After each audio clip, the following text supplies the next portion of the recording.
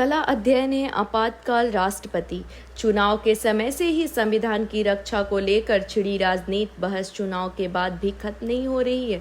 बुधवार को लोकसभा अध्यक्ष ओम बिरला के आपातकाल पर निंदा प्रस्ताव दूसरे दिन ही गुरुवार को राष्ट्रपति द्रौपदी मुर्मू ने भी अपने अभिभाषण में आपातकाल पर प्रहार किया और इसके लिए इंदिरा गांधी की तत्कालीन सरकार को कटघरे में खड़ा किया।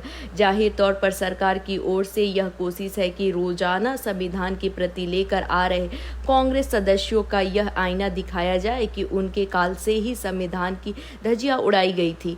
राष्ट्रपति ने जैसे ही इसका जिक्र किया वैसे ही कांग्रेसी सदस्यों ने शोरगुल शुरू कर दिया, किंतु प्रधानमंत्री नरेंद्र मोदी समेत सत्ता पक्ष के कई सदस्यों ने मेज थपथपाकर राष्ट्रपति का समर्थन किया। पक्ष के शोर शराबे को अनदेखी करती हुई राष्ट्रपति ने बोलना जारी रखा। उन्होंने कहा कि 25 जून 1975 को लागू हुआ आपातकाल संविधान पर बड़े और सीधे हमले का कला अध्ययन है। तब तक पूरे देश में हाहाकार मच गया था। ऐसी असंवैधानिक ताकतों को देश से शासित करके दिखाया। राष्ट्रपति ने विरोधपरक मानसिकता के लिए विपक्ष को भी नसीहत दी। कहा, इससे लोकतंत्र का मूल्य भावनाओं को बहुत आहत हुआ। विकास यात्रा पर भी असर पड़ा।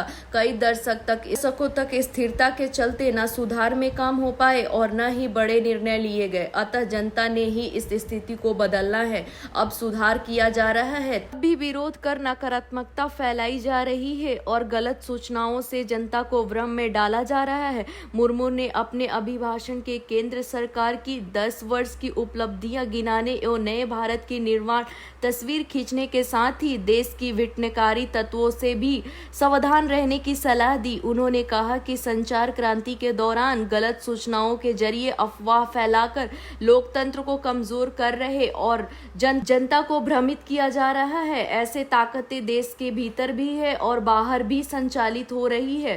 राष्ट्रपति ने पेपर लीक के विरोध में लाए गए कानून का जिक्र करते हुए दोनों पक्षों से राजनीति से ऊपर उठकर काम करने का आग्रह करते हुए ऐसी घटनाओं को निष्पक्ष जांच और दोषियों को कड़ी सजा दिलाने के लिए सरकार प्रतिबद्ध है। धन्यवाद।